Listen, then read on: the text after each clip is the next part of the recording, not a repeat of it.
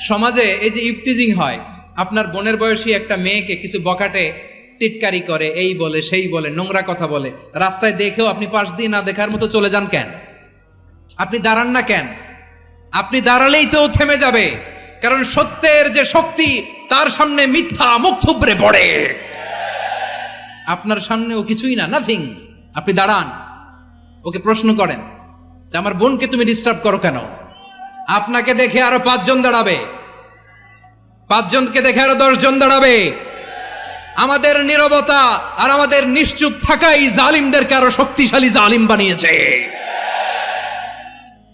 এজন্য মুনকার প্রতিরোধের দায়িত্ব আমাদের সবার। টেন্ডারবাজি, চাঁদাবাজি, দুর্নীতি, অপরাধ, দখলদারিত্ব, মজুদদারি, এগুলো সব কিছু একসাথে প্রতিরোধ করতে হবে, ঠিক কিনা বলেন?